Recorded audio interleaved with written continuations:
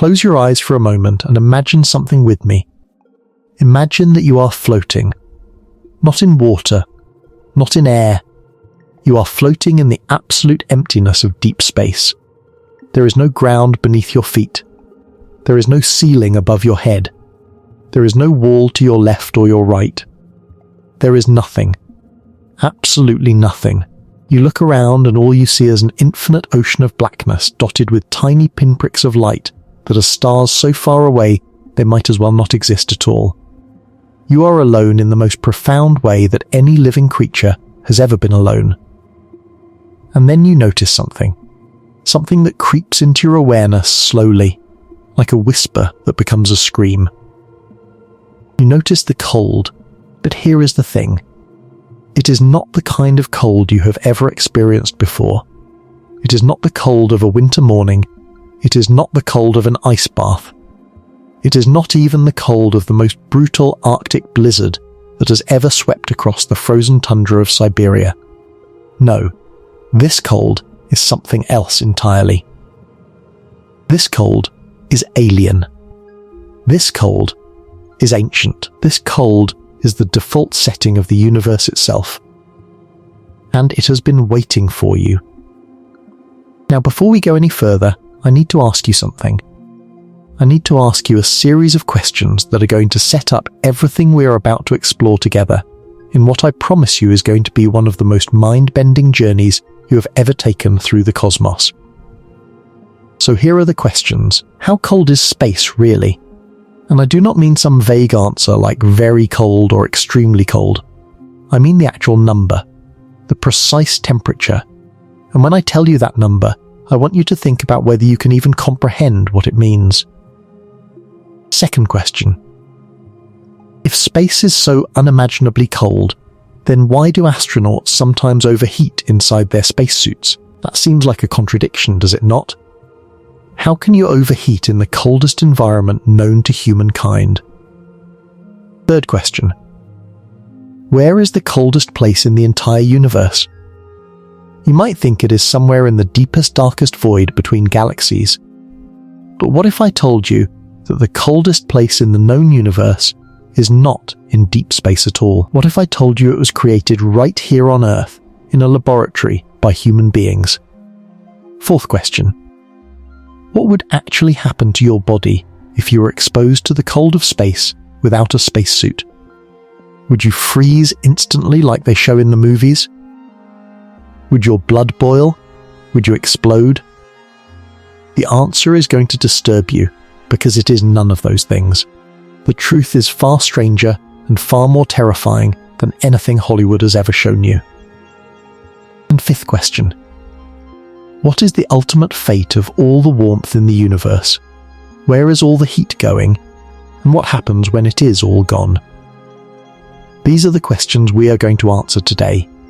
And the answers are going to take us on a journey that spans the entire history of the cosmos, from the unimaginable heat of the Big Bang to the incomprehensible cold of the universe's final days. We are going to explore the science of temperature in ways you have never thought about before. We are going to visit the coldest places in our solar system, the coldest places in the known universe, and the coldest temperatures ever achieved by human technology. We are going to learn how spacecraft survive in this brutal cold, how the cold of space shapes the formation of stars and galaxies, and how the slow cooling of the universe will eventually determine the fate of everything that exists. This is not just a video about cold temperatures. This is a video about the fundamental nature of reality itself, because when you truly understand cold, when you truly understand what temperature means and what the cold of space represents, you understand something profound about the universe we live in. You understand that warmth, heat, life, energy, motion, everything we associate with being alive, all of it is temporary. All of it is borrowed. The universe began in unimaginable heat, and it is slowly, inexorably, inevitably cooling down. And one day, in the incomprehensibly distant future, it will reach a state of cold so absolute, so complete, so final, that nothing will ever happen again. Forever, but we are getting ahead of ourselves. That is a story for later in this video. Right now, let me hit you with some facts that are going to make your brain do backflips. Did you know that there is a nebula in space, a cloud of gas surrounding a dying star, that is actually colder than the background temperature of space itself? That should be impossible. The background temperature of space is supposed to be the floor, the minimum, the coldest anything can naturally get in the universe, and yet this nebula found a way to go even colder. We are going to talk about how. Did you know that if you took a cup of hot coffee into space and poured it out, the coffee would simultaneously boil and freeze at the same time? Not one or the other, both at the same time. And there is a perfectly logical scientific explanation for why. Did you know that the shadowed craters at the south pole of our moon are colder than the surface of Pluto? Our moon. The thing you can see from your backyard on a clear night.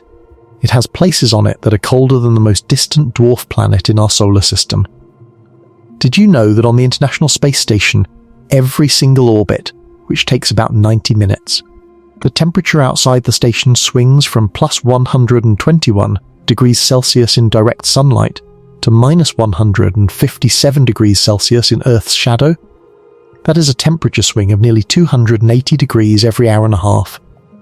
Did you know that human scientists have cooled matter down to 38 trillionths of a degree above absolute zero? That is colder than anything that exists anywhere in the natural universe. The coldest place in the known cosmos is not in some distant void between galaxy clusters. It is in a laboratory in Germany. Human beings have created conditions colder than the universe itself has ever naturally produced. If any of those facts made your brain pause for even a second, then you are exactly where I want you to be. Because we are about to go deep. We are about to peel back the layers of this topic until we reach the fundamental truths that lie beneath. And if you are the kind of person who loves having your mind expanded, who loves learning things that make you see the world differently, then do me a favor right now. Hit that subscribe button, turn on the notification bell, and drop a comment below telling me what you think is the coldest place in the universe. I want to see your guesses before we reveal the answer. And while you are at it, hit that like button, because it helps this video reach more curious minds like yours. Alright, let us begin this journey, and we are going to start with something that seems simple, but is actually one of the most misunderstood concepts in all of science. What is temperature? I mean, really, what is it? When you touch a cold window on a winter morning, and you feel that sharp bite of cold against your fingertips, what is actually happening? When you step into a hot shower and feel the warmth envelop your body, what is that sensation really measuring? Most people, if you asked them, would say something like temperature is how hot or cold something is. And that is technically not wrong, but it is so incomplete that it might as well be wrong. Because temperature is not just a feeling. Temperature is not just a number on a thermometer. Temperature is a fundamental physical property of matter that tells us something profound about what the atoms and molecules in that matter are doing. And what they are doing is moving. Think about it this way. Everything around you right now, the screen you are looking at, the chair you are sitting in, the air you are breathing, the water in the glass beside you, all of it is made of atoms. And those atoms are not sitting still. They are never sitting still. They are vibrating, they are rotating, they are bouncing off each other, they are jiggling and shaking and trembling with energy. The faster they move, the more kinetic energy they have. And temperature is simply a measure of the average kinetic energy of all those moving particles. That is it. That is what temperature is. It is a measurement of how fast the tiny particles that make up a substance are moving around. When something is hot, its particles are moving fast. When something is cold, its particles are moving slowly. And when something is as cold as it can possibly get, its particles have slowed down to the absolute minimum amount of motion that the laws of physics will allow. That temperature has a name. It is called absolute zero. And we are going to spend a lot of time with absolute zero later in this video, because it is one of the most fascinating and terrifying concepts in all of physics. But right now, let us talk about something else that is crucial to understanding cold in space.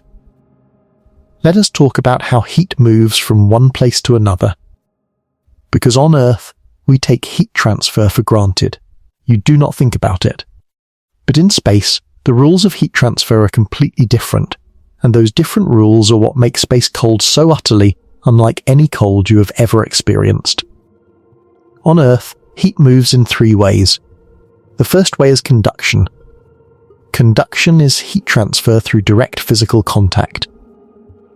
When you touch a hot stove and burn your hand, that is conduction. The fast-moving particles in the hot stove bump into the slower-moving particles in your skin and transfer their kinetic energy.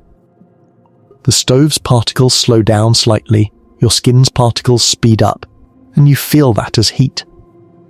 When you pick up an ice cube and it feels cold, that is also conduction, but in reverse. The fast-moving particles in your warm hand bump into the slower-moving particles in the ice and transfer energy to the ice.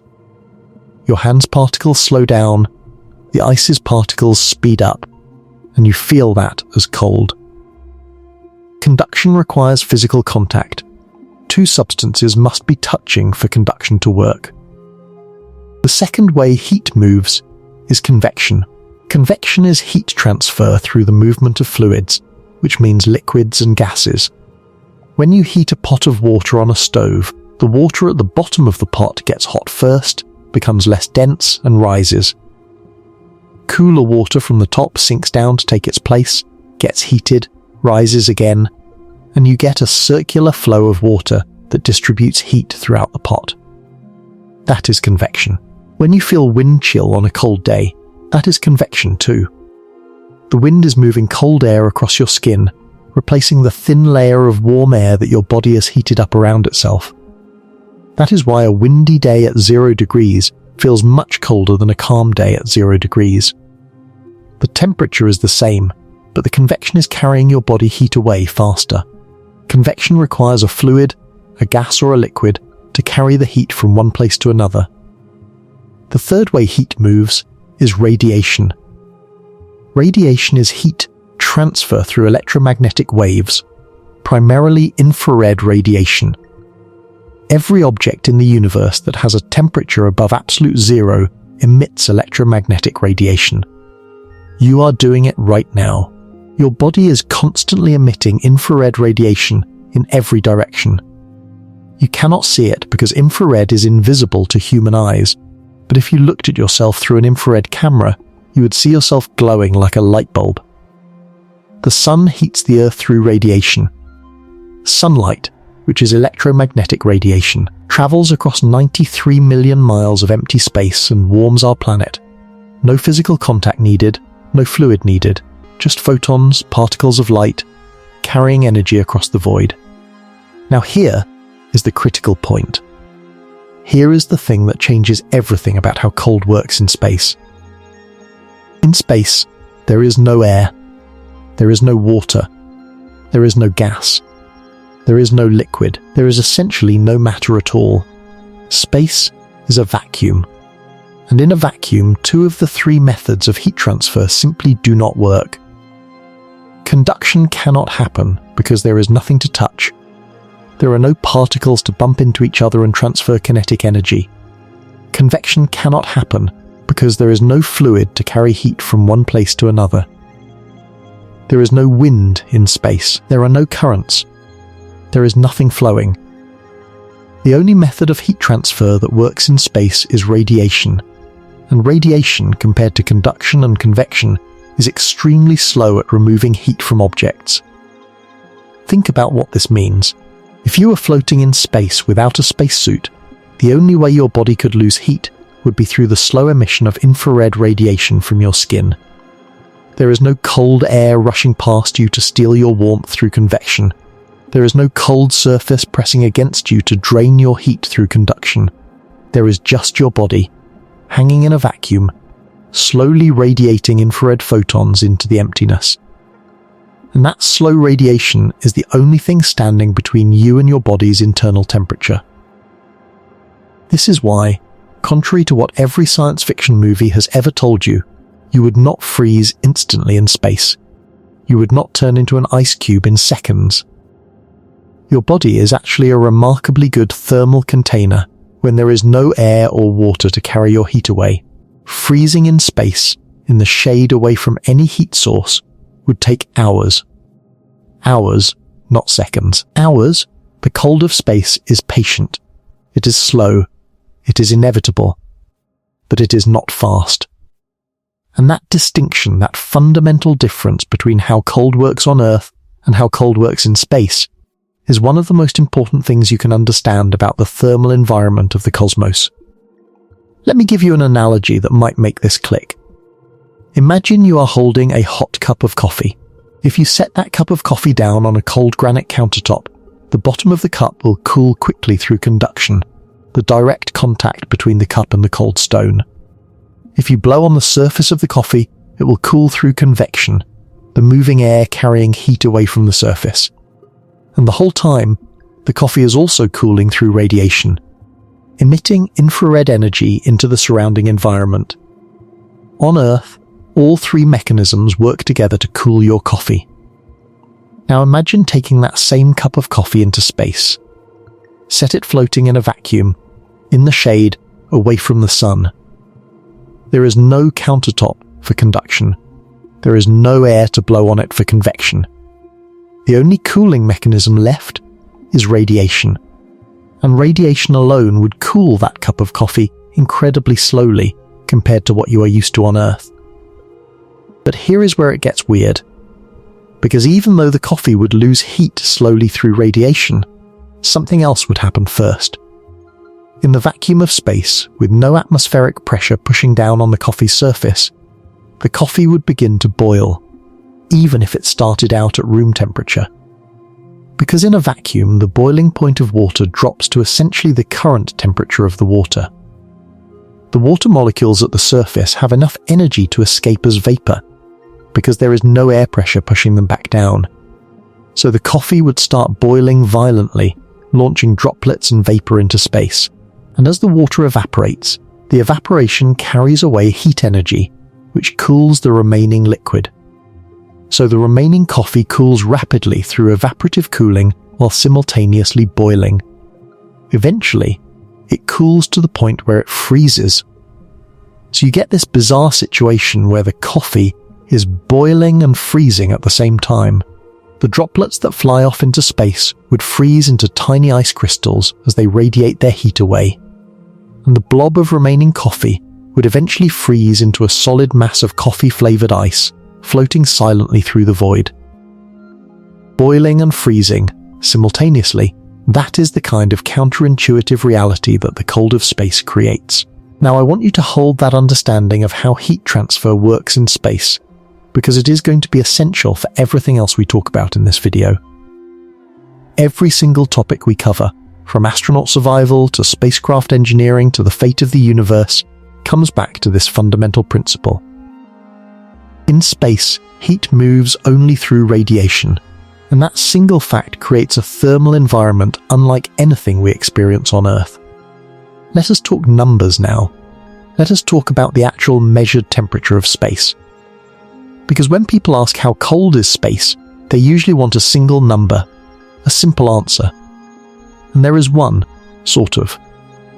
The most commonly cited temperature of space is 2.725 Kelvin.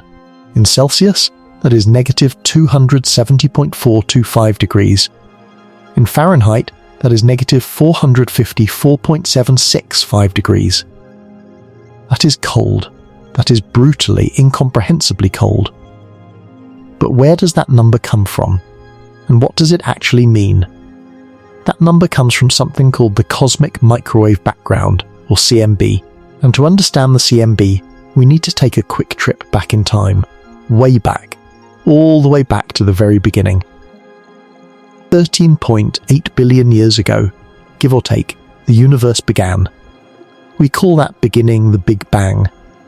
Although it was not really a bang and it did not happen in any particular location, because it happened everywhere simultaneously. In the first moments after the Big Bang, the universe was unimaginably hot. We are talking trillions of degrees.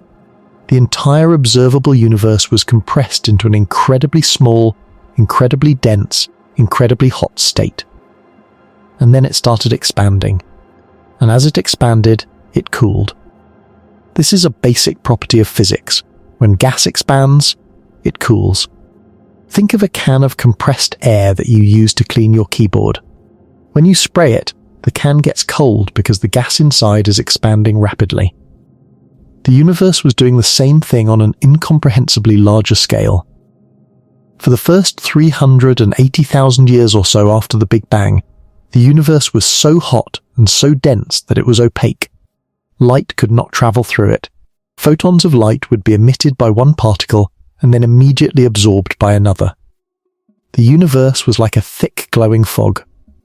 But around 380,000 years after the Big Bang, the universe had cooled enough to about 3,000 Kelvin that atoms could form for the first time. Before that moment, the universe was a soup of free protons, neutrons and electrons. But at 3,000 Kelvin, electrons could finally bind to protons to form neutral hydrogen atoms. And when that happened, the universe suddenly became transparent. Light could now travel freely through space for the first time.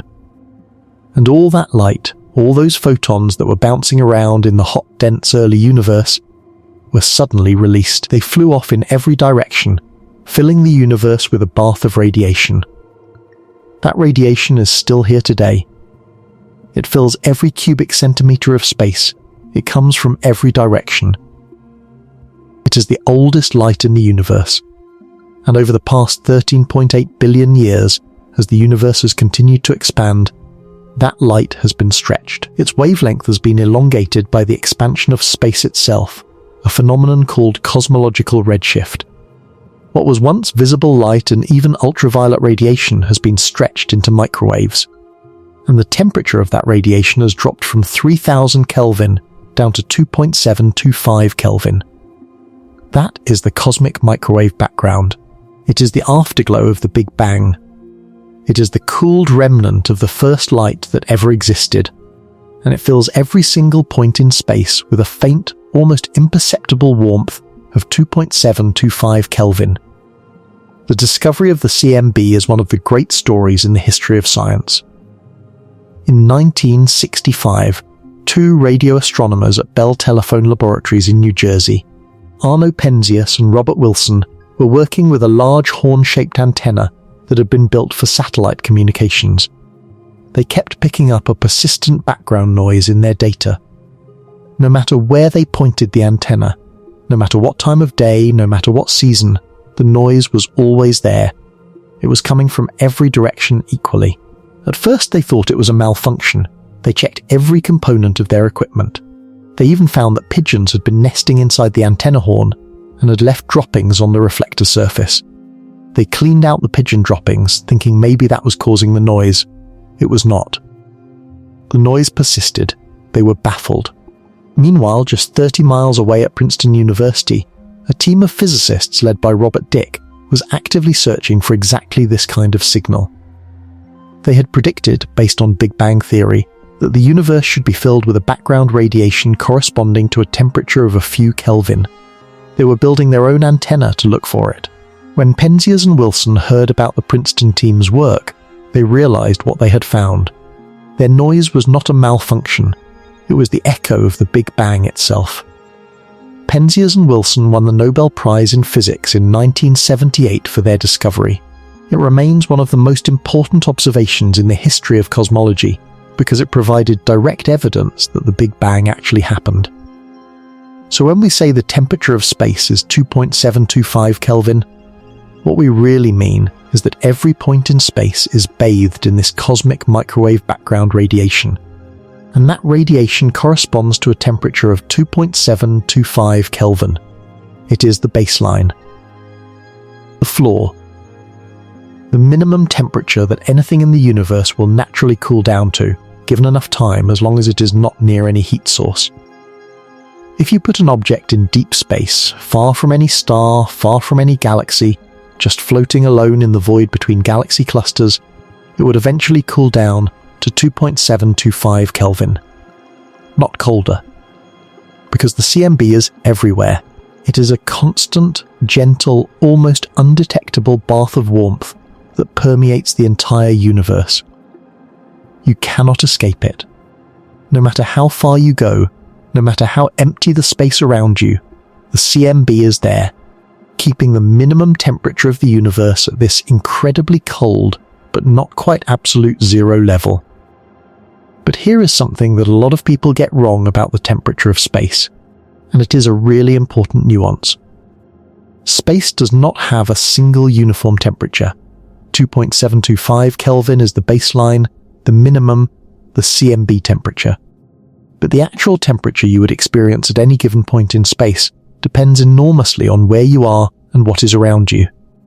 Near a star like our Sun, the temperature can be millions of degrees in the corona, the Sun's outer atmosphere.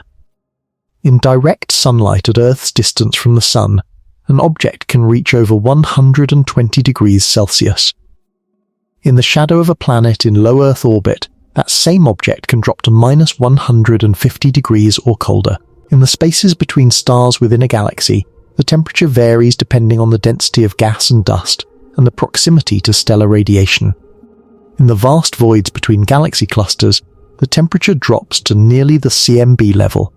Space is not one temperature. It is a vast, complex, ever-changing thermal landscape with temperatures ranging from trillions of degrees in the cores of the most massive stars to fractions of a degree above absolute zero in the most isolated corners of the cosmos. And there is another subtlety here that is genuinely mind-bending and that most people have never considered. There are regions of space where the temperature, as measured by the kinetic energy of the particles present, is millions of degrees. But you could float through those regions and not feel warm at all. How is that possible? It comes back to the difference between temperature and heat. Temperature measures the average kinetic energy of individual particles. Heat is the total thermal energy available to transfer. Consider this analogy. Imagine a single tiny spark from a campfire lands on your hand. That spark is at a temperature of maybe 2000 degrees Celsius. But it does not burn you, or at least not badly. Why? Because even though each individual particle in that spark has a very high kinetic energy, there are so few particles that the total amount of energy they can transfer to your hand is minuscule. Now imagine dunking your entire hand into a pot of water at 100 degrees Celsius. That is a much lower temperature than the spark, but it will cause severe burns instantly. Why? Because there are trillions upon trillions more water molecules transferring their energy to your skin. The total heat energy is enormous even though the temperature is lower. Space has the same situation on a cosmic scale. The solar corona, the outer atmosphere of our Sun, has a temperature of 1 to 2 million degrees Celsius. If you measured the kinetic energy of individual particles in the corona, they are screaming along at incredible speeds. But the corona is also incredibly sparse. There are so few particles per cubic centimeter that even though each one is extremely energetic, the total amount of heat energy they could transfer to you is negligible. You could theoretically float through the solar corona and feel barely any warmth, even though you are surrounded by particles at millions of degrees. Of course, you would still be cooked by the sun's radiation, which is a different mechanism entirely, but the point stands. Temperature and heat are not the same thing. In space, you can have incredibly high temperatures with almost no heat, and this is one of the most counterintuitive aspects of the thermal environment of the cosmos. Now let us take a tour of our own solar system and look at the temperatures we find at different places, because the range is staggering and it reveals just how dramatically temperature varies even within our tiny cosmic neighborhood. Let us start with the planet closest to the Sun, Mercury. You might think that being the closest planet to the Sun, Mercury would be uniformly hot. And yes, the side of Mercury facing the Sun reaches temperatures of about 430 degrees Celsius. That is hot enough to melt lead. hot enough to melt zinc, hot enough to bake a pizza in approximately 0.3 seconds. But here is the twist. Mercury has essentially no atmosphere. There is no blanket of air to trap and distribute heat around the planet. So the side of Mercury facing away from the sun, the night side, plunges to about -180 degrees Celsius. That is a temperature swing of over 600 degrees between the day side and the night side. 600 degrees on the same planet at the same time, and it gets even more extreme. At the poles of Mercury there are craters so deep and so positioned that their floors never see sunlight. The sun never rises above the rim of these craters. They exist in permanent shadow. And in that permanent shadow, the temperature drops to about -193 degrees Celsius. And here is the kicker. In those permanently shadowed craters, we have found water ice. Ice on Mercury. The closest planet to the Sun has ice. Let that sink in for a moment. This was confirmed by NASA's Messenger spacecraft, which orbited Mercury from 2011 to 2015. It used neutron spectrometry and radar to detect significant deposits of water ice in those permanently shadowed polar craters. The universe does not care about your intuitions. Mercury, the planet that gets more sunlight per square meter than any other planet in our solar system, has ice on it. Because in the cold of permanent shadow, even on Mercury, temperatures drop low enough for water ice to persist for billions of years. Moving outward from the Sun, we come to Venus. Venus is a different kind of temperature story. Venus has a thick, dense atmosphere composed primarily of carbon dioxide with clouds of sulfuric acid. That atmosphere creates the most intense greenhouse effect in the solar system. The surface temperature of Venus is about 465 degrees Celsius. And unlike Mercury, that temperature is fairly uniform across the entire planet, day side and night side. The atmosphere distributes the heat so effectively that there is virtually no temperature difference between Venus's equator and its poles, between its day side and its night side. Venus is the hottest planet in our solar system, even hotter than Mercury's day side, despite being nearly twice as far from the Sun. It is a runaway greenhouse nightmare, and it serves as a sobering reminder of what can happen when atmospheric heating gets out of control. Then we come to our home, Earth, beautiful, temperate, life-sustaining Earth with its average surface temperature of about 15 degrees Celsius. We live in what astronomers call the Goldilocks zone, the habitable zone around our star where temperatures are just right for liquid water to exist on the surface. Not too hot, not too cold, just right. But even Earth has its extremes. The hottest temperature ever reliably recorded on Earth's surface is 56.7 degrees Celsius in Death Valley, California. The coldest is -89.2 degrees Celsius at the Vostok Station in Antarctica, and satellite measurements have detected surface temperatures in the Antarctic interior as low as -98 degrees Celsius. But compared to what we find elsewhere in the solar system and the universe, Earth's temperature range is incredibly narrow. We live in a tiny thermal sweet spot, and we rarely appreciate how extraordinary that is. Mars, the next planet out, is a cold world. Its thin atmosphere, about 1% the density of Earth's, provides almost no insulation. The average surface temperature on Mars is about -60 degrees Celsius. At the poles in winter, temperatures can drop to -125 degrees Celsius. Even at the equator on a warm summer day, the temperature might reach a relatively balmy 20 degrees Celsius at the surface. But just a few feet above the ground, it could be below freezing. Mars is a world where you might feel warm on your feet and freezing on your face at the same time. The thin atmosphere creates wild temperature variations based on altitude, latitude, season, and time of day. It is a reminder that the warmth we enjoy on Earth is largely a gift of our atmosphere, that thin shell of gas that we rarely think about, but that makes our existence possible. As we move further from the Sun, the temperatures drop dramatically. Jupiter, the gas giant, has no solid surface to speak of. its visible surface is actually the tops of dense cloud layers, and the temperature at those cloud tops is about -145 degrees Celsius. But as you descend into Jupiter's atmosphere, the temperature rises due to the increasing pressure. Deep in Jupiter's interior, the temperature reaches an estimated 35,000 degrees Celsius, hotter than the surface of the Sun. Jupiter is a world of extremes, frozen at the top and infernal at the core. And Jupiter generates more heat than it receives from the Sun. The planet is still slowly contracting under its own gravity, and that contraction generates heat through what is called the Kelvin-Helmholtz mechanism. Jupiter is in a sense a failed star, a world that was not quite massive enough to ignite nuclear fusion in its core, but is still producing heat from its own gravitational energy. Saturn, the ringed wonder, is similar to Jupiter, but even colder at its cloud tops, about -178 degrees Celsius. Like Jupiter, Saturn radiates more energy than it receives from the Sun. It too has a hot interior, though not quite as hot as Jupiter's. Saturn's rings, those breathtaking structures of ice and rock, exist in temperatures of about -160 to -190 degrees Celsius, depending on whether they are in sunlight or shadow.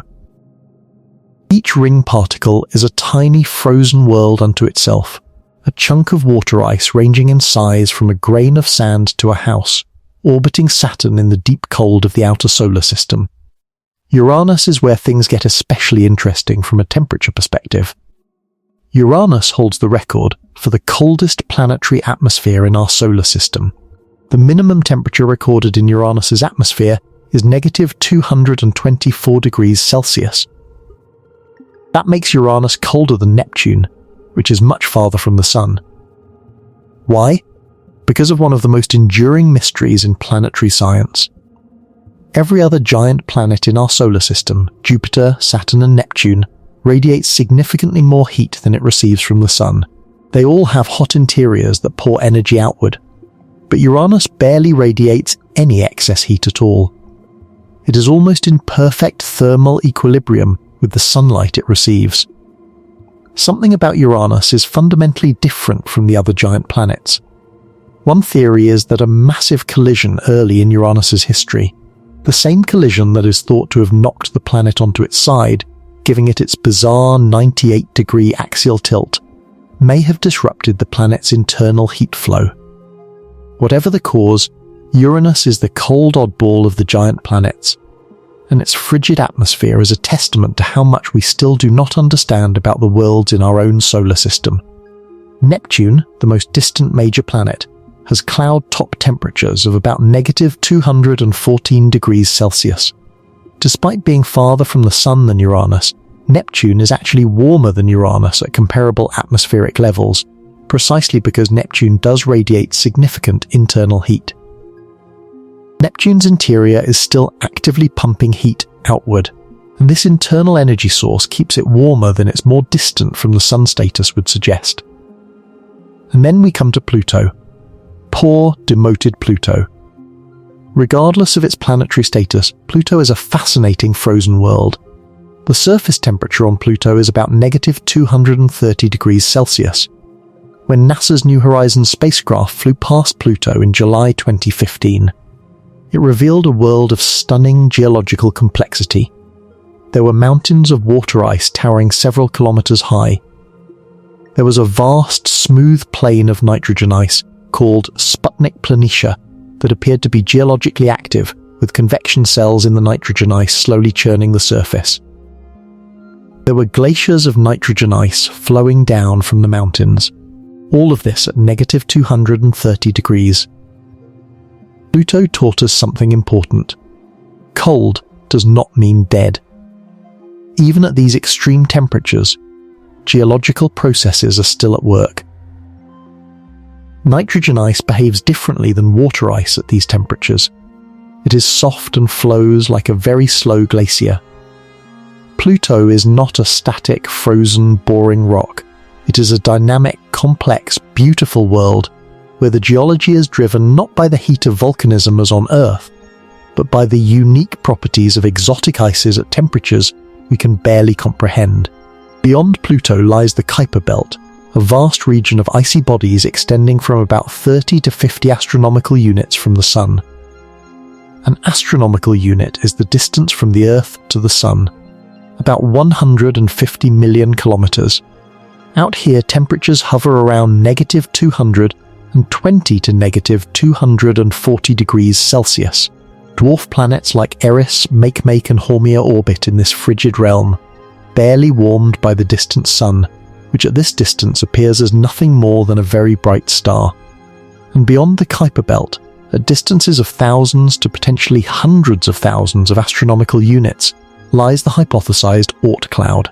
This is a theoretical spherical shell of icy bodies that is thought to be the source of long-period comets. Objects in the Oort cloud, if they exist as theorized, would experience temperatures of roughly 4 to 10 Kelvin, barely above the cosmic microwave background.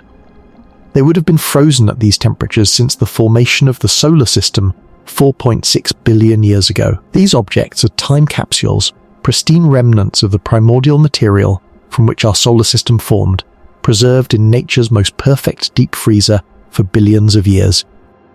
The progression from Mercury to the Oort cloud is a journey from 430 degrees above zero to just a few degrees above absolute zero.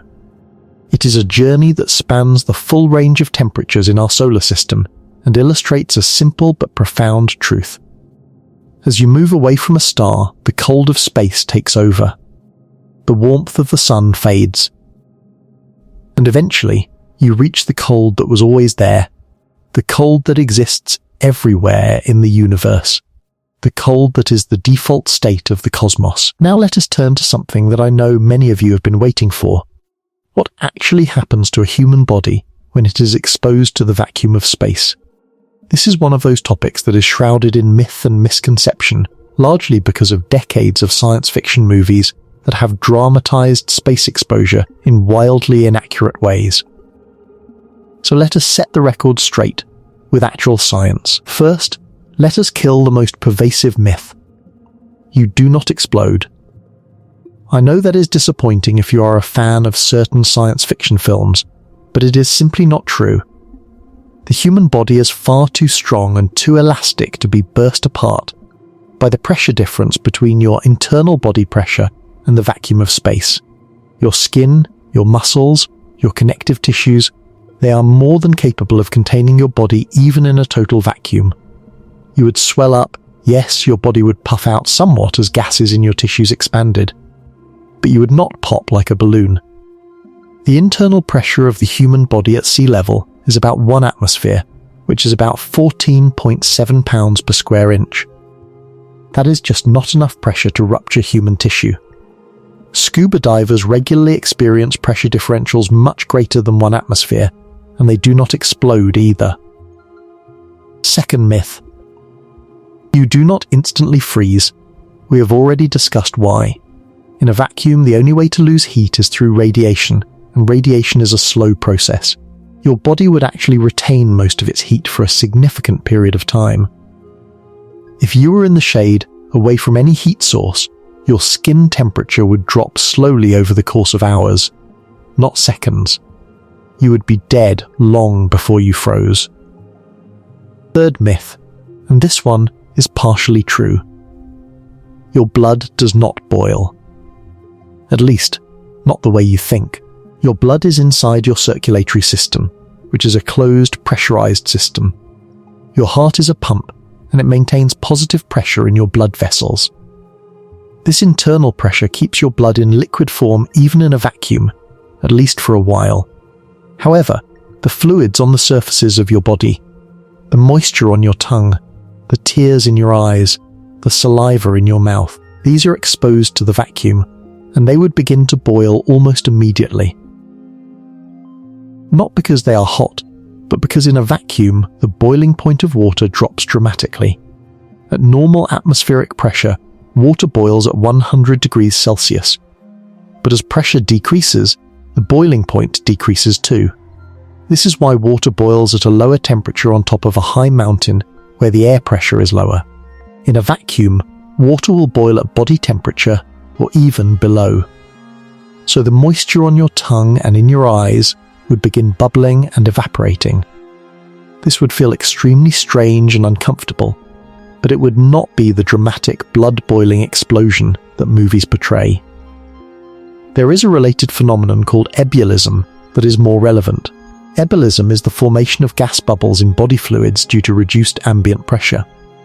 As the pressure drops to near vacuum, dissolved gases in your tissues, particularly nitrogen and carbon dioxide, would begin to come out of solution and form bubbles. This is similar to what happens when you open a bottle of carbonated soda. The dissolved carbon dioxide comes out of solution as bubbles because the pressure above the liquid has suddenly dropped. In your body, these bubbles would form in your tissues, under your skin, and in your joints. Your body would swell, possibly to roughly twice its normal volume. This would be painful and extremely unpleasant, but it would not be immediately fatal. So what would actually kill you? The answer is straightforward. Lack of oxygen. Within about 15 seconds of exposure to vacuum, the oxygen in your blood would be depleted to the point where you would lose consciousness. The blood flowing to your brain would be carrying essentially no oxygen, and your brain, which is the most oxygen-hungry organ in your body, would shut down almost immediately. If you tried to hold your breath, that would actually make things worse, because the pressure difference could damage your lungs. The air in your lungs would expand rapidly as the external pressure dropped to zero, potentially rupturing your lung tissue. The correct response, if you ever find yourself being exposed to vacuum, is to exhale. Let the air out. Do not hold it in. After losing consciousness at around 15 seconds, you would remain alive but unconscious for another minute or so. Your heart would continue to beat for a time, though it would become increasingly irregular. Your body would swell from the ebullition. Water would evaporate from your skin, tongue, and eyes, causing significant cooling of these surfaces through evaporative cooling. But your core body temperature would remain relatively stable for a while, because the vacuum insulation would keep your internal heat trapped. After about 60 to 90 seconds, the lack of oxygen would cause irreversible brain damage. After a few minutes, your heart would stop, and you would die. After death, your body's fate would depend on where in space you were. If you were in direct sunlight, the sun-facing side of your body would heat up significantly, while the shadow side would slowly cool through radiation. Over time, the moisture in your body would sublimate away, leaving behind a desiccated, freeze-dried husk. If you were in permanent shade, your body would slowly, over the course of many hours, cool to the ambient temperature of space, eventually reaching equilibrium with the cosmic microwave background at 2.725 Kelvin if you were far from any heat source. Your body would become a frozen, preserved relic, floating through the cosmos essentially forever. In the vacuum of space, there are no bacteria to decompose you, no oxygen to oxidize your tissues, no water to erode your form. You would persist, virtually unchanged, for millions or even billions of years. This is not just theoretical speculation, by the way. We have real data on what happens to humans and animals in vacuum or near vacuum conditions. In 1966, a NASA technician named Jim LeBlanc was testing a spacesuit in a vacuum chamber at the Johnson Space Center in Houston when his suit depressurized due to a disconnected hose. He was exposed to a near-complete vacuum. He remained conscious for about 14 seconds before passing out. He later reported that the last thing he remembered before losing consciousness was the sensation of the saliva boiling on his tongue. The chamber was repressurized within about 25 to 30 seconds, and LeBlanc regained consciousness and made a full recovery with no lasting effects. His experience confirmed the scientific predictions about how the human body responds to vacuum exposure and gave us invaluable data about the time frame of consciousness loss. A far more tragic case occurred on June 29, 1971, when the Soviet Soyuz 11 mission ended in disaster. Cosmonauts Georgy Dobrovolsky, Vladislav Volkov, and Viktor Patsayev were returning to Earth from the Salyut 1 space station. During the separation of the orbital module from the descent module, a ventilation valve opened prematurely. The cabin depressurized in seconds. The cosmonauts were not wearing pressure suits, a decision that had been made to accommodate 3 crew members in a capsule designed for 2. They died from asphyxiation and exposure to vacuum. When the capsule landed and the recovery team opened the hatch, they found 3 dead cosmonauts still strapped in their seats with dark blue patches on their faces, bleeding from their noses and ears. They are the only humans known to have died from exposure to the vacuum of space.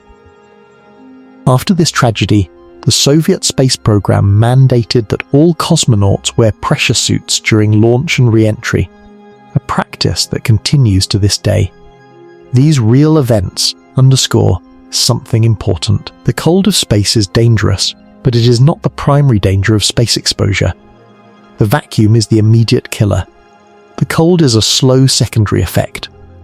In the hierarchy of dangers from unprotected space exposure, oxygen deprivation kills in minutes, the pressure differential causes severe tissue damage in minutes, and the cold takes hours to become lethal. The cold of space is patient. It does not need to rush. It has all the time in the universe. Literally. And now let us talk about one of the most fascinating paradoxes of the space environment. Despite space being mind-numbingly cold, one of the biggest challenges for astronauts is not staying warm enough. It is staying cool enough. This sounds absurd on the surface, so let me explain. Your body is a heat-generating machine. Every metabolic process in your body produces heat as a byproduct. When you eat food, your body converts it into energy, and a significant portion of that energy is released as heat. Even at rest, a human body generates about 80 to 100 watts of heat. During physical activity, that can increase to several hundred watts or even over 1,000 watts during intense exertion. On Earth, this is not a problem because your body has multiple ways to shed that excess heat. You sweat, and the evaporation of sweat carries heat away through convection. You radiate infrared heat from your skin. The air around you absorbs heat through convection and conduction. Your body is constantly dumping heat into the environment through multiple channels, and the environment is constantly absorbing it. In space, inside a spacesuit, almost all of those channels are blocked. There is no air outside the suit for convection. There is no surface for conduction, except inside the suit. The only way for the suit to dump heat to the external environment is through radiation, which, as we have discussed, is slow. Inside the suit, the astronaut is generating heat continuously. The life support systems are generating heat. Electronics are generating heat. And all of that heat has nowhere to go quickly. Without active cooling, an astronaut in a spacesuit would overheat and die from heat stroke long before the cold of space became a concern.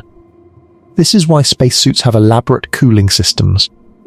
The primary cooling mechanism in modern spacesuits, such as NASA's Extravehicular Mobility Unit, is a liquid cooling and ventilation garment, often abbreviated as LCVG. This is essentially a set of long underwear with about 91 meters or 300 feet of thin plastic tubes woven into the fabric. Cool water is pumped through these tubes, absorbing the astronaut's body heat through conduction. The warmed water is then routed to a sublimation heat exchanger, where it is exposed to the vacuum of space. In the vacuum, the water sublimes, turning directly from liquid to vapor, and the energy required for this phase change carries away the heat. It is an elegant system that uses the vacuum of space itself as the cooling mechanism. But it highlights the paradox. The same vacuum that makes space so cold also makes it incredibly difficult to get rid of excess heat.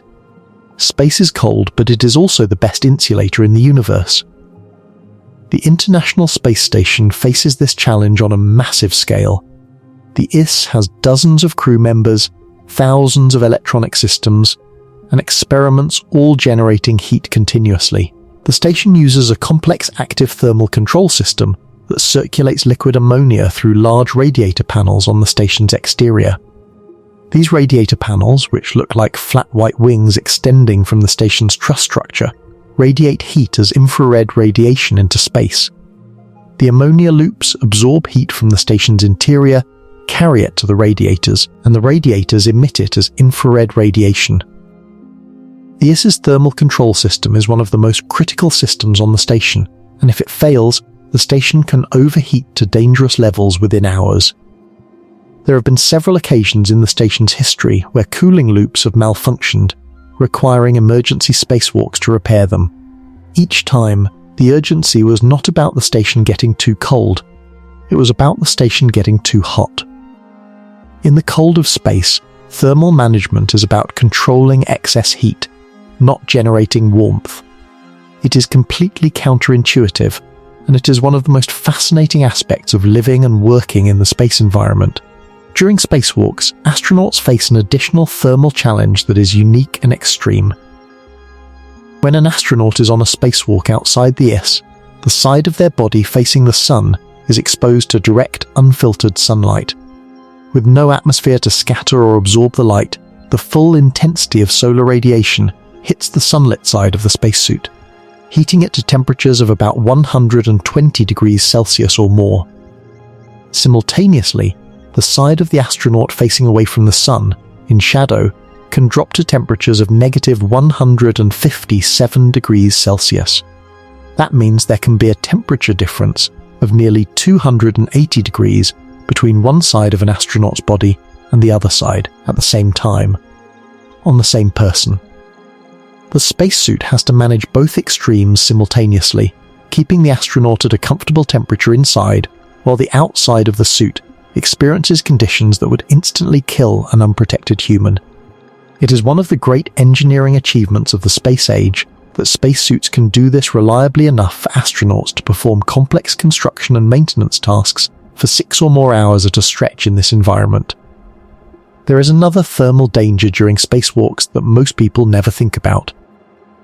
Touching cold metal in space. Remember, we said that conduction, heat transfer through direct contact, does not work in space because there is nothing to touch. But the structure of the space station itself is something to touch. And the metal structure of the station on its shadow side can be at extremely low temperatures. If an astronaut were to touch cold metal with a bare hand, they would get instant frostbite through conduction. The same mechanism that makes you stick to a frozen flagpole on a cold winter day on Earth, but far more severe.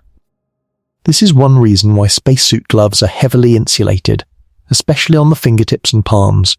And even with insulation, astronauts have reported feeling intense cold in their fingertips during long spacewalks when they are gripping cold handrails for extended periods.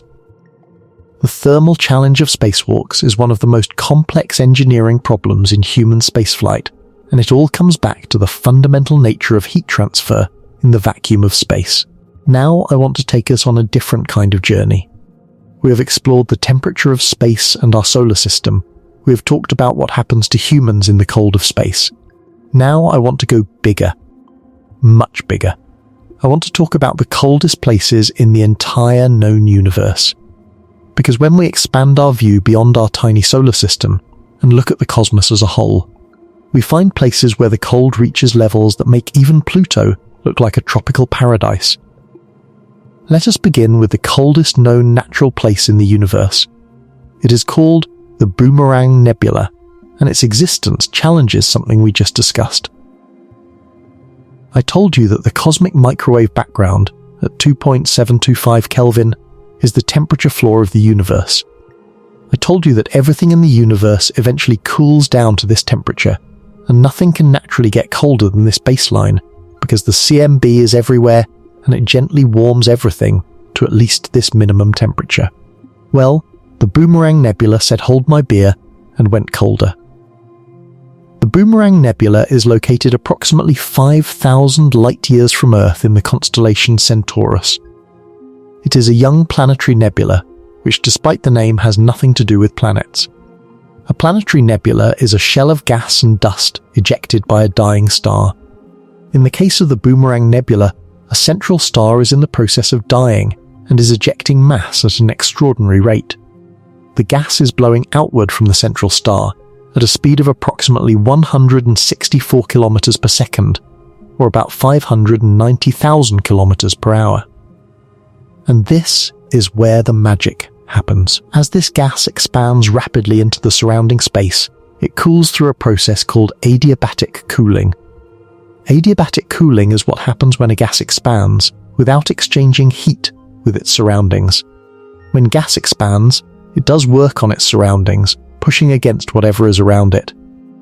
That work requires energy, and if no heat is flowing into the gas from outside, the energy has to come from the gas itself. The gas uses its own thermal energy to do the work of expansion, which means the gas's temperature drops.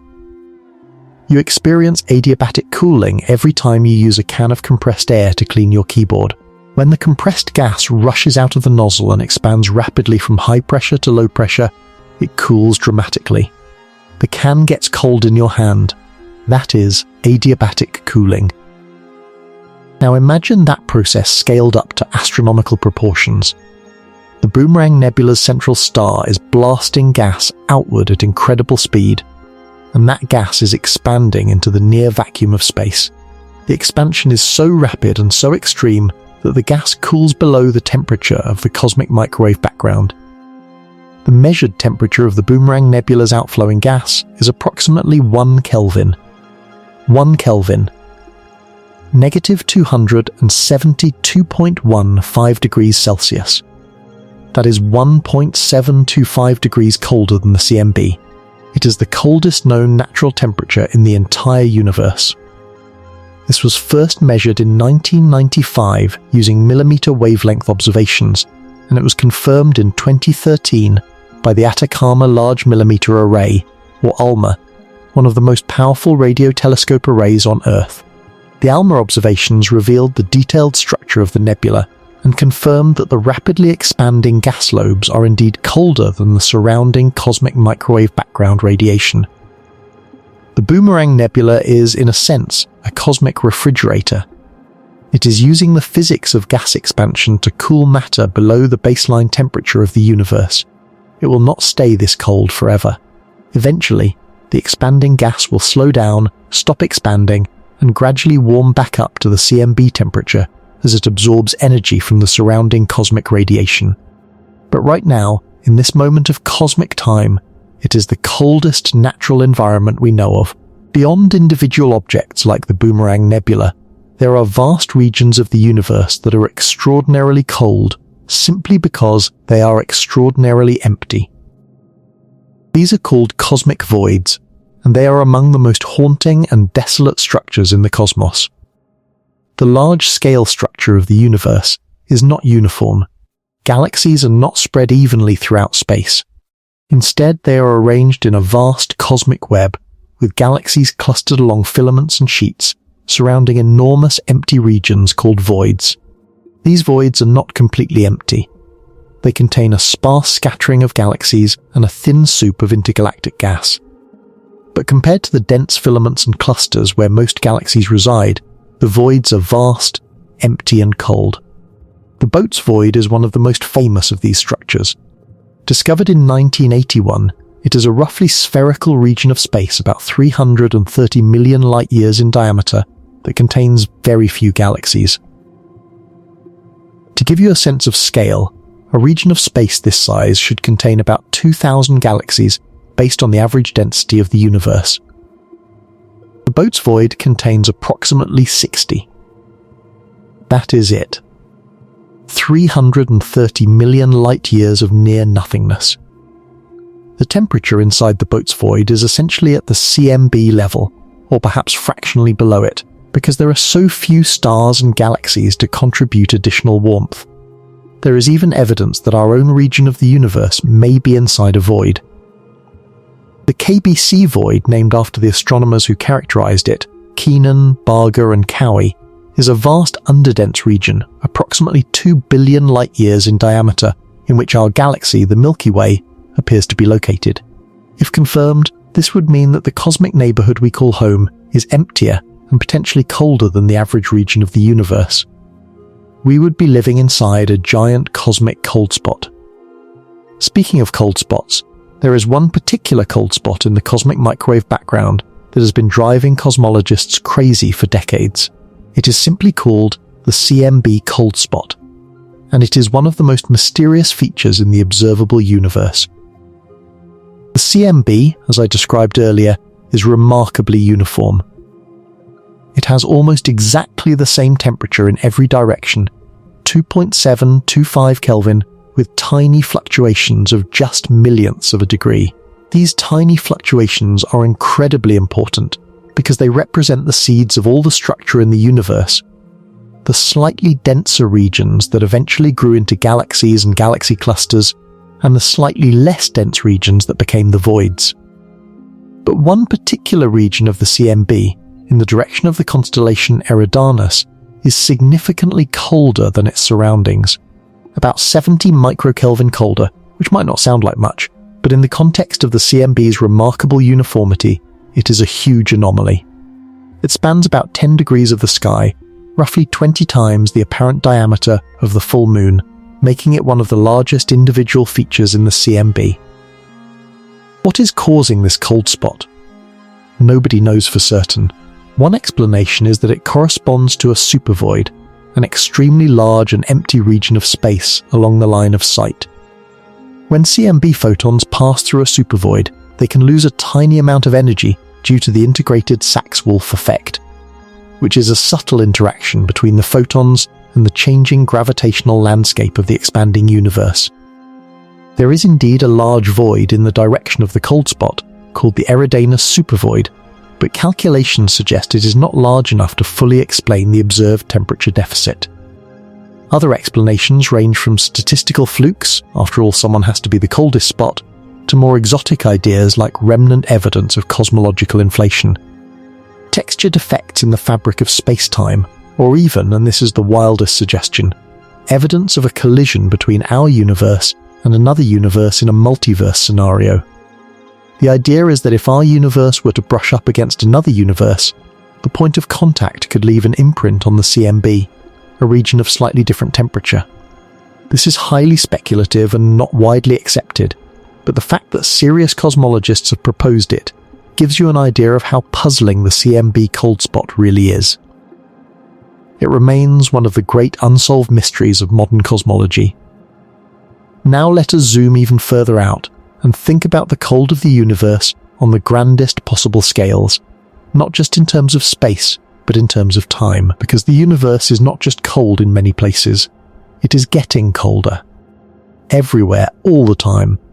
And it will continue to get colder, forever. The universe, as we discussed, began in a state of unimaginable heat. In the first fraction of a second after the Big Bang, temperatures were trillions of degrees. Over the next 13.8 billion years, the universe has expanded and cooled. The CMB, which was once 3000 Kelvin when it was first released, is now just 2.725 Kelvin. And as the universe continues to expand, the CMB will continue to cool. Eventually, billions and billions of years from now, the CMB will be less than 1 Kelvin.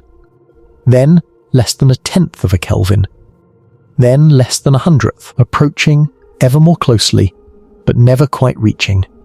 Absolute zero. This relentless cooling of the universe is connected to one of the most profound and somewhat melancholy concepts in all of physics.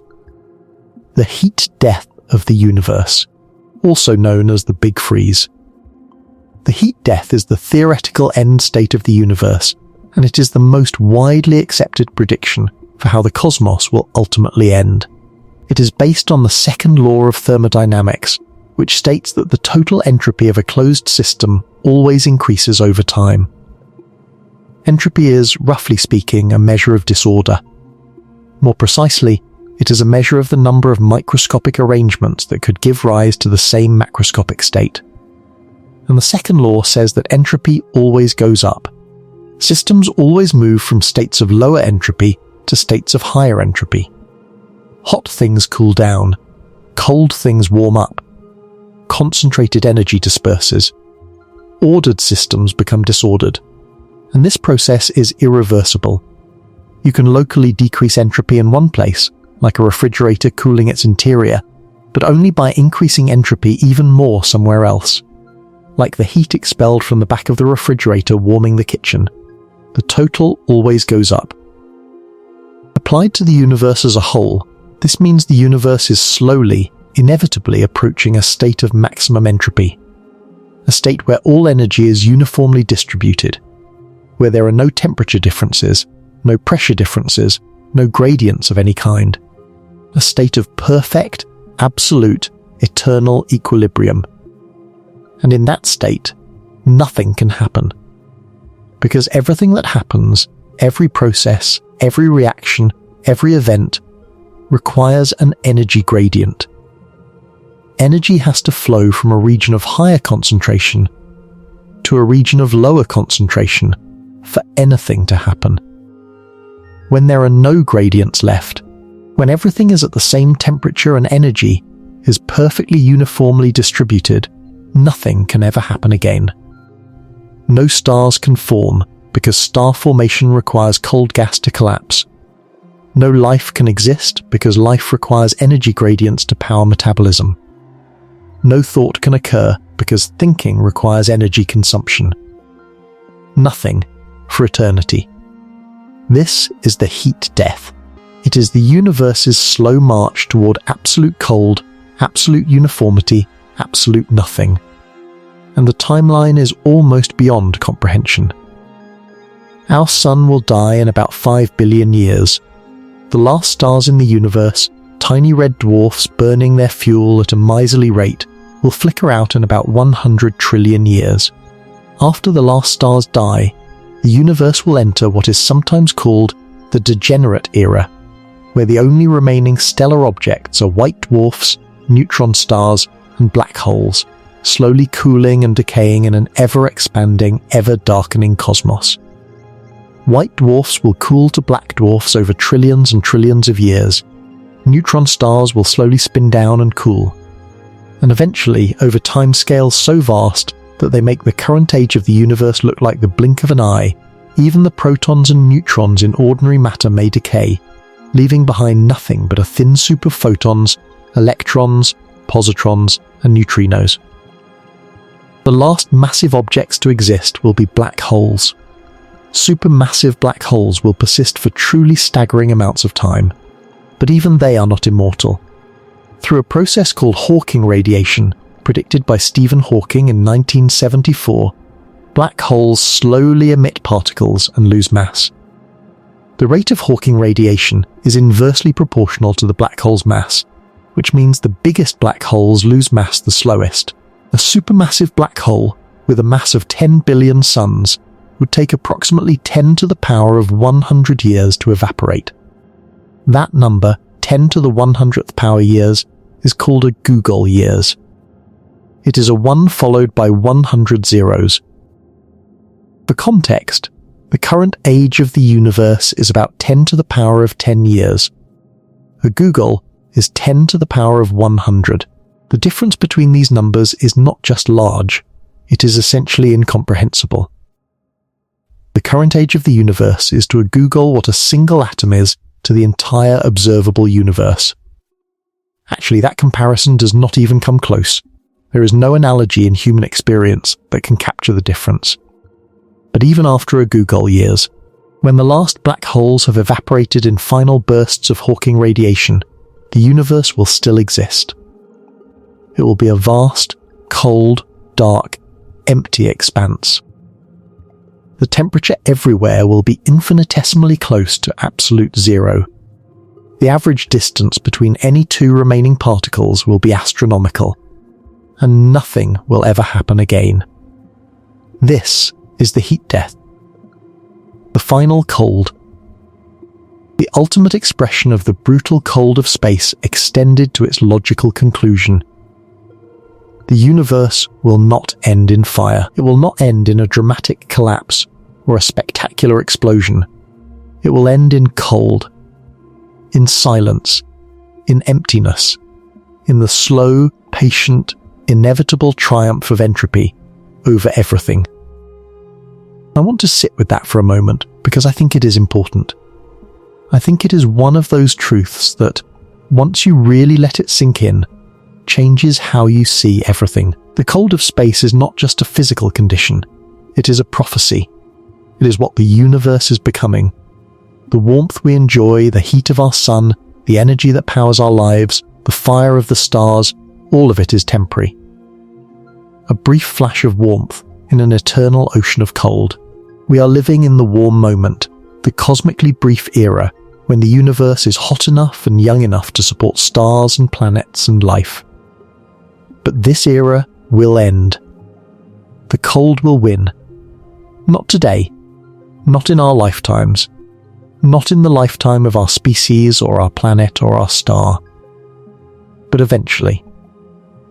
Inevitably, the cold will win. Now, before you sink into existential despair, let me pull you back from the brink with something genuinely awe-inspiring. Because before the cold claims everything, we get to be here. We get to be these improbable, warm-thinking, wandering creatures in a cosmos that is mostly cold and dead and empty. And we get to study the cold. We get to understand it. We get to explore it. And in doing so, we get to discover some of the most mind-blowing physics in the universe. So let us talk about the most extreme cold that exists or can exist. Let us talk about absolute zero, 0 Kelvin, negative 273.15 degrees Celsius, negative 459.67 degrees Fahrenheit, the coldest possible temperature, the bottom of the thermometer, the point at which all thermal motion ceases, or at least almost all thermal motion ceases. Because as we will see, the universe has a surprise waiting for us at the very bottom, and it involves quantum mechanics, and it is both beautiful and deeply strange. To understand absolute zero, let us go back to what temperature is. Temperature is a measure of the average kinetic energy of particles. The hotter something is, the faster its particles are moving. As you cool a substance down, its particles move slower and slower. They vibrate less. They bounce around less energetically. They huddle together more closely. And at absolute zero, in classical physics, the particles would stop moving completely. No vibration, no rotation, no translation, perfect stillness, the ultimate calm. But here is the thing. Quantum mechanics says no. Quantum mechanics says that perfect stillness is impossible. This is because of one of the most fundamental principles in all of quantum mechanics, a principle called the Heisenberg uncertainty principle. Werner Heisenberg, one of the founders of quantum mechanics, showed in 1927 that there is a fundamental limit to how precisely you can simultaneously know certain pairs of properties of a particle. The most famous pair is position and momentum. The more precisely you know where a particle is, the less precisely you can know how fast it is moving, and vice versa. This is not a limitation of our measuring instruments, it is a fundamental property of the universe. There is a built-in fuzziness to reality at the quantum level that cannot be eliminated no matter how good your technology gets. This has a profound implication for absolute zero. If a particle were completely stationary, if it had zero kinetic energy and zero momentum, then you would know its momentum with perfect precision. It would be exactly zero. But according to the Heisenberg uncertainty principle, if you know the momentum with perfect precision, then the uncertainty in the position must be infinite. The particle would be, in a sense, everywhere at once. This is physically impossible for a confined particle, so the universe resolves this contradiction by simply not allowing particles to have zero kinetic energy. Even at absolute zero, particles must have a minimum amount of residual motion. This minimum is called zero-point energy. It is the quantum mechanical flaw, the irreducible minimum vibration that particles must have simply because the universe does not allow perfect stillness. Absolute zero is not a state of perfect motionlessness. It is a state of minimum possible motion, the quietest whisper of movement that the laws of quantum mechanics will permit. And this zero-point energy is not just a theoretical curiosity. It has real, measurable consequences. It is one of the reasons that helium remains liquid at absolute zero under normal pressure, the only substance that does this. The zero-point energy of helium atoms is high enough relative to the weak attractive forces between helium atoms that the atoms cannot settle into a solid crystal lattice. They keep jiggling, even at absolute zero, enough to remain liquid. You have to apply significant pressure to force helium to solidify. Now let us talk about the incredible human quest to reach absolute zero. Because even though we know we can never actually get there, the third law of thermodynamics says so explicitly. The journey of trying to get as close as possible has been one of the most remarkable and productive endeavours in the history of science, and it has led to the discovery of some of the most extraordinary phenomena in nature. The story begins in the 1800s with the liquefaction of gases. Scientists of that era knew that every gas, when cooled sufficiently, would condense into a liquid. Liquefying gases was the great scientific sport of the 19th century, and each successive liquefaction brought scientists to lower temperatures. Oxygen was first liquefied in 1877 by Louis-Paul Cailletet in France, and independently by Raoul Pictet in Switzerland. Liquid oxygen has a boiling point of 90 Kelvin, or negative 183 degrees Celsius. Then nitrogen was liquefied, with a boiling point of 77 Kelvin, negative 196 degrees Celsius. Then hydrogen was liquefied in 1898 by the brilliant Scottish chemist James Dewar, reaching 20 Kelvin, negative 253 degrees Celsius. Dewar invented the vacuum flask, now commonly known as the thermos bottle, specifically to store these extremely cold liquefied gases. The vacuum flask uses a double-walled container with a vacuum between the walls to minimize heat transfer, exploiting the insulating properties of vacuum that we discussed earlier. But the ultimate prize, the gas that proved most resistant to liquefaction, was helium. Helium has the lowest boiling point of any element, just 4.2 Kelvin, negative 268.95 degrees Celsius. The race to liquefy helium was intense and competitive, and the person who won was Heike Kamerlingh-Onnes, a Dutch physicist working at the University of Leiden. On July 10, 1908, after years of meticulous work building and refining cryogenic equipment, Onnes succeeded in liquefying helium for the first time. He cooled helium gas to 4.2 Kelvin, and it condensed into a clear, colourless liquid. It was the coldest liquid that had ever existed on Earth. Onnes won the Nobel Prize in Physics in 1913 for this achievement, and for his investigations of matter at low temperatures. But Onnes was not done. Once he had liquid helium, he used it as a tool to cool other materials to temperatures that had never been achieved before. And in doing so, he stumbled upon one of the most extraordinary discoveries in the history of physics. In 1911, Onnes was studying the electrical resistance of mercury at liquid helium temperatures.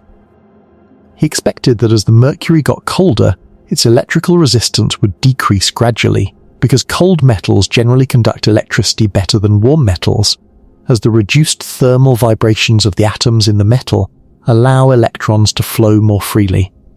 But what he observed was something completely unexpected. As the temperature of the mercury dropped below 4.2 Kelvin, its electrical resistance did not just decrease gradually, it vanished. Completely, utterly to zero. Exactly zero. Not just very small. Zero. The mercury was conducting electricity with absolutely no resistance. Onnes had discovered superconductivity. Superconductivity is one of the most remarkable macroscopic quantum phenomena in nature. In a superconductor, electrons form pairs called Cooper pairs, named after Leon Cooper, who helped develop the theoretical explanation, and these pairs move through the material's crystal lattice without scattering off of atoms. Normally, when electrons flow through a conductor like copper wire, they bounce off atoms in the lattice, and each collision converts some of the electron's kinetic energy into heat. This is electrical resistance, and it is why wires get warm when you run current through them. But in a superconductor, the Cooper pairs navigate the lattice without any collisions, without any energy loss. An electric current started in a superconducting loop will flow literally forever, without diminishing, as long as the superconductor remains cold enough. The practical implications of superconductivity are enormous. Superconducting magnets, which use coils of superconducting wire to generate extremely powerful magnetic fields with no energy loss, are used in MRI machines in hospitals, in particle accelerators like the Large Hadron Collider at CERN, and in various research applications. Superconducting materials are used in highly sensitive magnetic field detectors called SQUIDs. And the dream of room temperature superconductivity, a material that superconducts at everyday temperatures, has been one of the great holy grails of physics for over a century. If achieved, it would revolutionize power transmission, transportation through magnetic levitation, computing, and many other fields. As of my knowledge, this goal remains elusive, though progress has been made with high-temperature superconductors that work at less extreme but still very cold temperatures. But the cold has more wonders to show us. If you cool liquid helium below about 2.17 Kelvin, something even stranger happens. The liquid helium undergoes a phase transition and becomes a superfluid. Superfluidity is so bizarre, so counter to everyday experience, that it borders on the magical. A superfluid has zero viscosity. That means it flows without any friction whatsoever. If you put a superfluid in a cup, it will climb up the walls of the cup, over the rim, and down the outside, flowing uphill against gravity, until the cup is empty. This is called a thin film flow. A thin film of superfluid helium, just atoms thick, coats every surface it touches and flows across that surface with zero friction, defying gravity in the process. If you spin a cup containing superfluid helium, the cup will spin, but the fluid will remain stationary because there is no friction between the fluid and the cup to transmit the rotational force. A superfluid can flow through gaps and pores so small that no normal liquid could pass through them, because its zero viscosity means it meets no resistance. And if you heat a point inside a superfluid, instead of creating a convection current like a normal liquid, the superfluid will shoot a jet of fluid toward the heat source, creating what is called the fountain effect. Small demonstrations of this effect show a thin stream of superfluid helium shooting upward like a tiny fountain when heated, powered by the bizarre thermal properties of the superfluid state.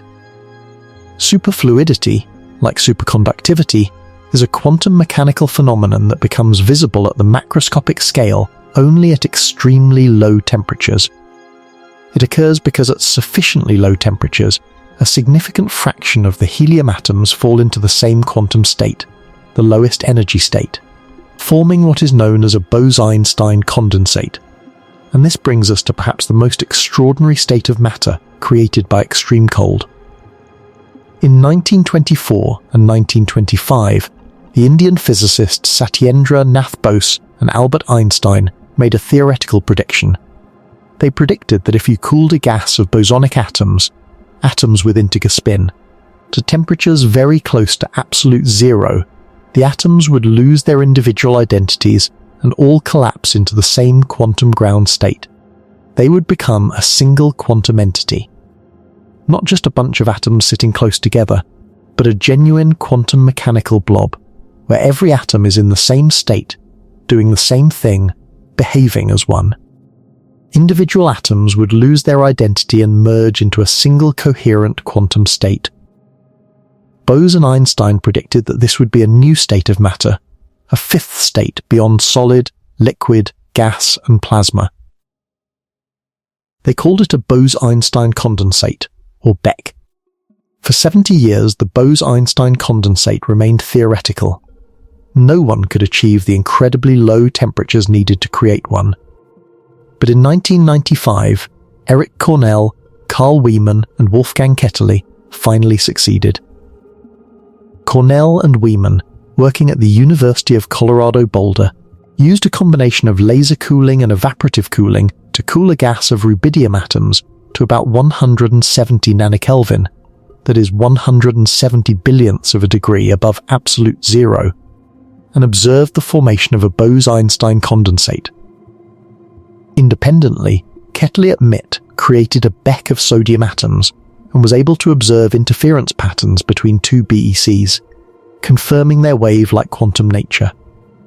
All three received the Nobel Prize in Physics in 2001. A Bose-Einstein condensate is matter behaving in a way that has no analogy in everyday experience. The atoms in a beck are not just cold, they are quantum mechanically identical. They are all in the same quantum state, all described by the same wave function. The beck behaves not like a collection of individual atoms, but like a single giant atom. It exhibits wave properties on a macroscopic scale. You can observe quantum interference, diffraction, and other quantum phenomena that are normally visible only at the subatomic level, but now manifested by a cloud of thousands or millions of atoms acting in perfect quantum unison. It is nature's most perfect choir, every atom singing the same note, in perfect harmony, in perfect synchronization. And the temperatures required to create BECs have continued to drop over the years as techniques have improved. Currently, the coldest temperature ever achieved by humans is approximately 38 picokelvin, that is 38 trillionths of a degree above absolute zero. This was achieved in experiments conducted at the Bremen Drop Tower in Germany, where Beck experiments were performed in a free-fall environment to eliminate the effects of gravity. Let me put this temperature in perspective. 38 picokelvin. The coldest natural place in the universe, the Boomerang Nebula, is at 1 Kelvin. The cosmic microwave background is at 2.725 Kelvin. 38 picokelvin is roughly 72 billion times colder than the CMB. It is colder than anything that has ever existed naturally in the 14 billion year history of the universe.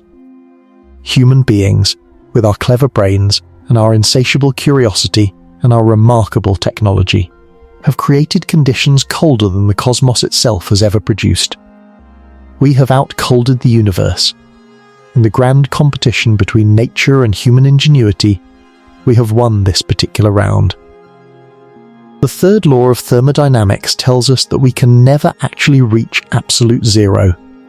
We can get asymptotically closer and closer, shaving off another decimal place of temperature, but we can never quite get there. Each step closer to absolute zero requires exponentially more energy and effort than the last. Cooling something from 100 Kelvin to 10 Kelvin is much easier than cooling from 10 Kelvin to 1 Kelvin. And cooling from 1 Kelvin to 100 millikelvin is much harder still. And cooling from 100 millikelvin to 1 picokelvin is harder yet. It is like Zeno's paradox in action. Each step covers half the remaining distance, and you never quite arrive. But each step along the way reveals new physics, new phenomena, new states of matter. The journey toward absolute zero is in many ways the journey toward the deepest understanding of quantum mechanics and the fundamental nature of matter. Let us pause here for a moment and take stock of how far we have come in this journey. We started by imagining ourselves floating in the cold of space.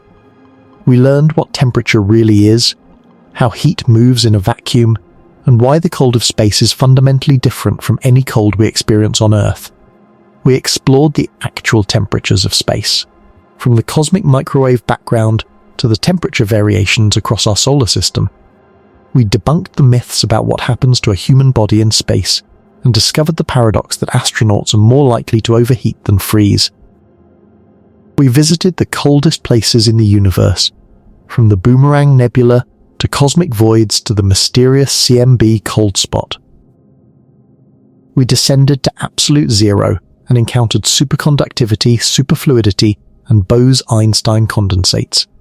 And we peered ahead into the far future and saw the heat death of the universe, the ultimate victory of cold over everything. But we are not done yet, not even close. Because there is so much more to explore, we need to talk about how the engineers and scientists at the world's space agencies actually deal with the extreme cold of space. We need to talk about how cold shapes the formation of stars, galaxies, and the large-scale structure of the universe. We need to talk about the cold-based technologies that are revolutionizing science and technology right here on Earth. And we need to talk about the philosophical implications of what cold tells us about our place in the cosmos. So if you are still with me, and I hope you are, let us keep going. And if you are enjoying this deep dive, do me a favor and hit that like button right now. It really helps get this video in front of more people who love this kind of content. And drop a comment telling me which fact so far has blown your mind the most. I read every single comment, and I love seeing which parts resonate with you. Alright, let us continue. The challenge of keeping spacecraft and their instruments operational in the extreme thermal environment of space is one of the greatest engineering problems in the entire field of aerospace. Every spacecraft, from the humblest CubeSat to the most sophisticated interplanetary probe, must be designed to survive and function in an environment where temperatures can swing from searing heat to brutal cold, sometimes within minutes. The discipline of managing these temperatures is called spacecraft thermal control, and the engineers who specialize in it are some of the most creative and meticulous people in the space industry.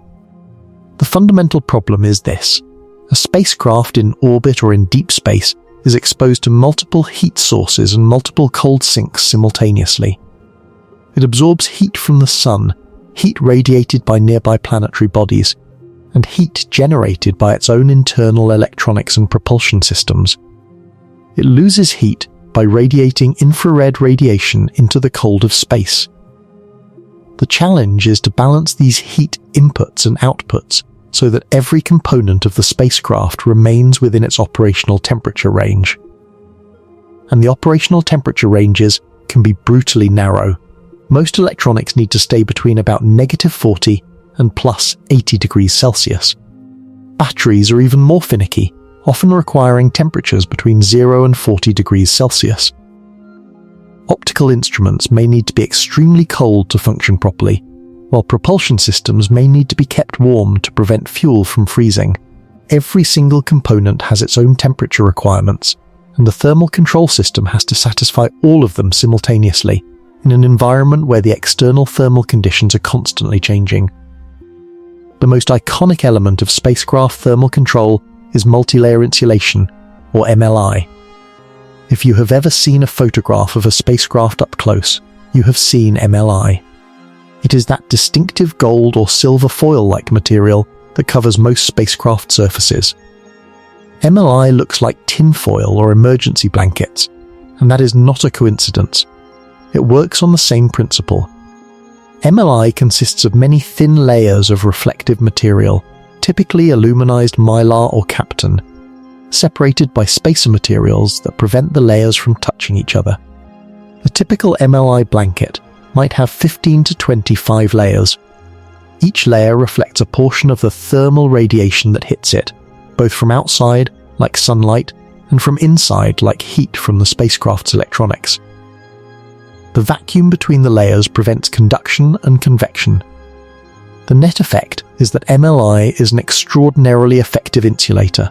It reflects away external heat and traps internal heat, keeping the spacecraft's temperature much more stable than it would otherwise be. But insulation alone is not enough. Spacecraft also need active heating and cooling systems. On the heating side, many spacecraft carry small electric resistance heaters, essentially tiny heating elements like those in an electric blanket, that are attached to components that need to be kept warm. These heaters are usually thermostatically controlled, turning on when a component gets too cold and turning off when it warms up. For deep space missions, where solar panels may not provide enough power for electric heaters, spacecraft may carry radioisotope heater units, or RHUs. These are small devices about the size of a C battery that contain a pellet of plutonium-238. The radioactive decay of the plutonium generates heat continuously, about 1 watt per roux, without any moving parts or electrical power. RHUs are simple, reliable, and long-lasting, making them ideal for keeping spacecraft warm in the frigid outer solar system. NASA's Mars rovers have used RHUs, and the Voyager spacecraft, now in interstellar space, rely on larger radioisotope thermoelectric generators that provide both heat and electricity from radioactive decay. On the cooling side, spacecraft use radiators to dump excess heat into space. A radiator is essentially a surface designed to efficiently emit infrared radiation. It is often painted white or covered with a specially designed thermal coating that has high emissivity, meaning it is very good at radiating infrared energy. The International Space Station uses enormous radiator panels that are part of its active thermal control system.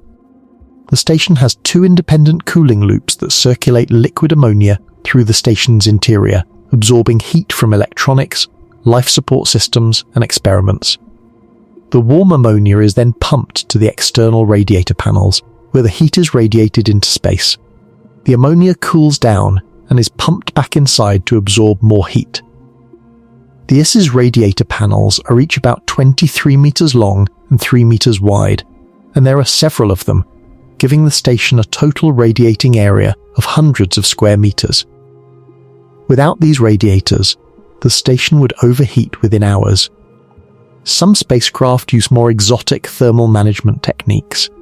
Heat pipes are sealed tubes containing a working fluid that evaporates at the hot end, travels to the cold end as vapor, condenses back into liquid, and flows back to the hot end via capillary action in a wick structure. No pumps are needed.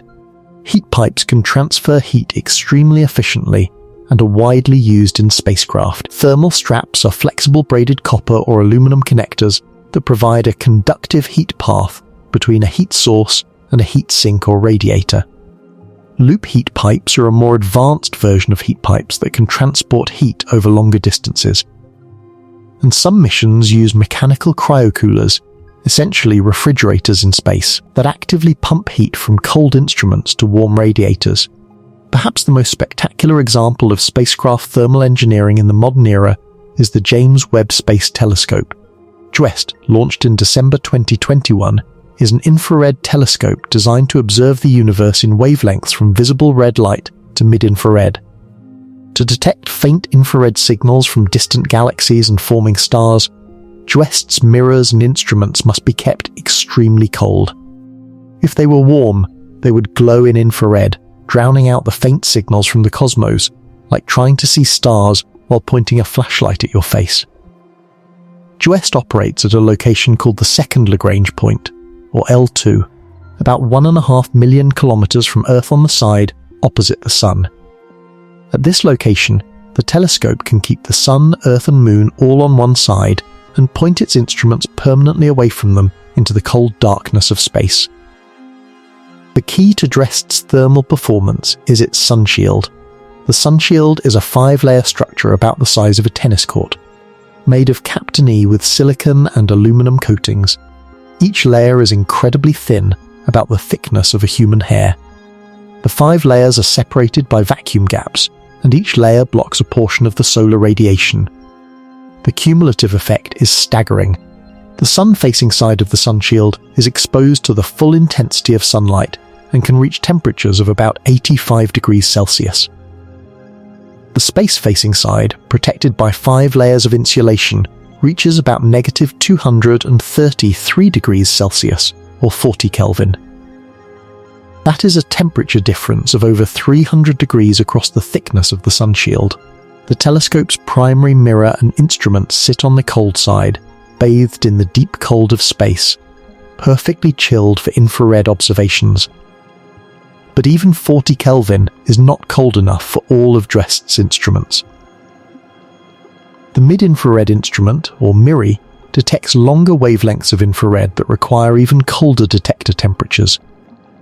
MIRI needs to operate at just 6.4 Kelvin, negative 266.8 degrees Celsius.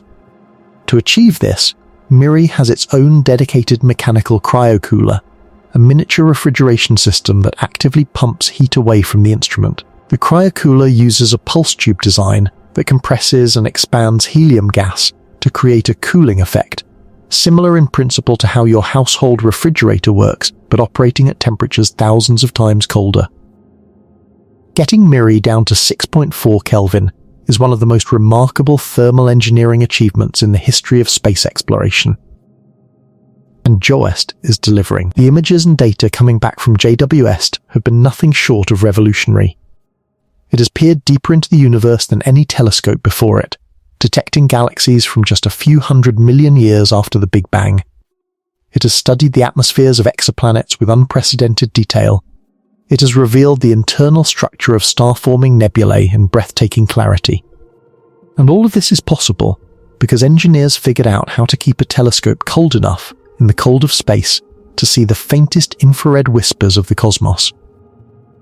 The cold of space, so often portrayed as nothing but a hostile enemy, is in this case a crucial ally. JWST uses the cold of space as a tool, exploiting the deep chill at L2 to create the conditions needed for its observations.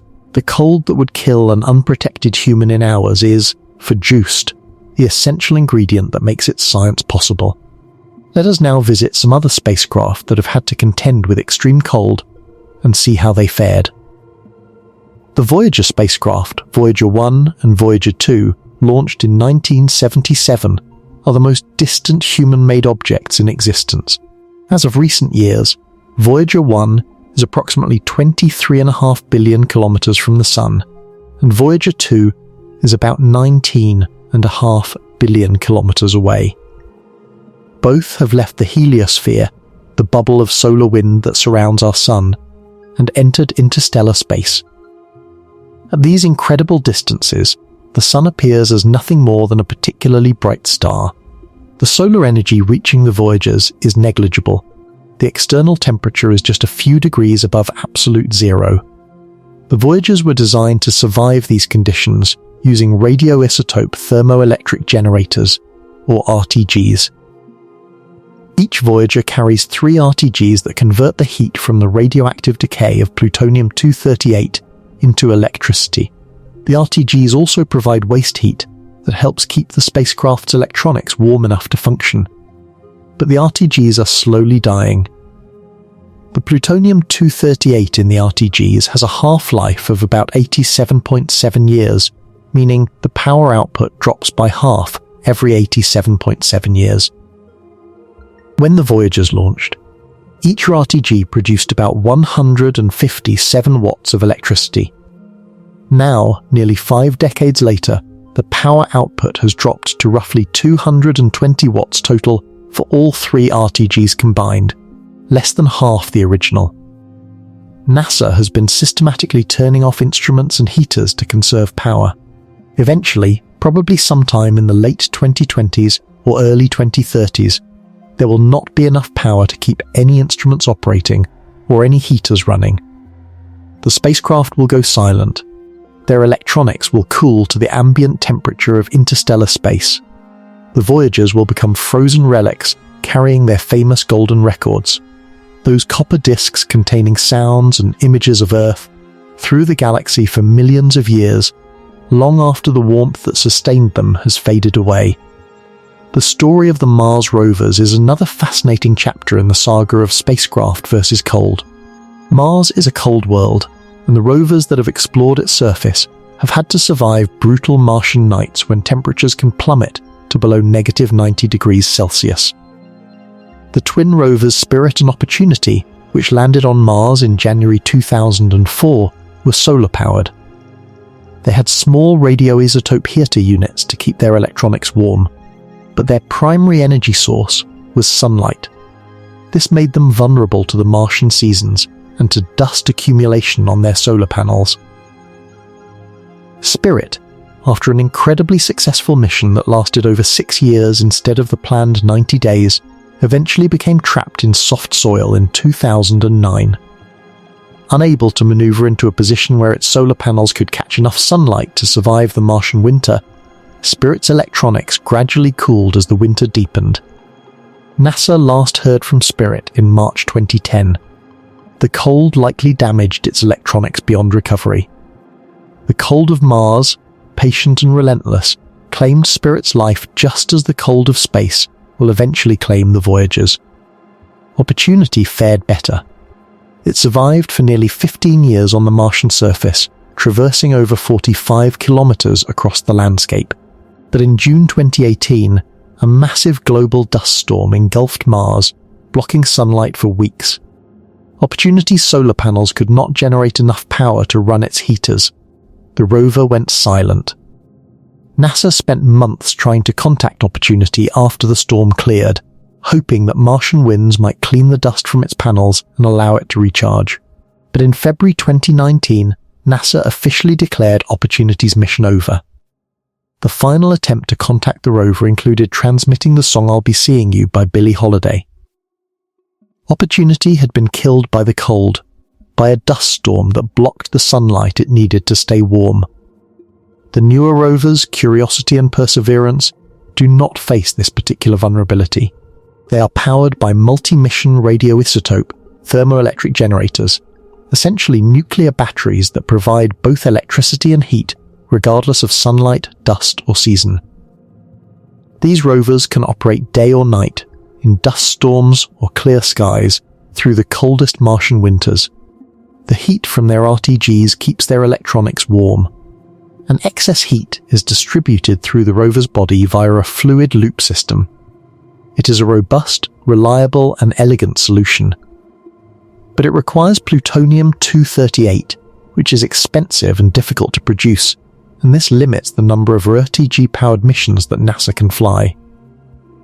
The Ingenuity helicopter, which flew on Mars alongside the Perseverance rover, faced its own thermal challenges.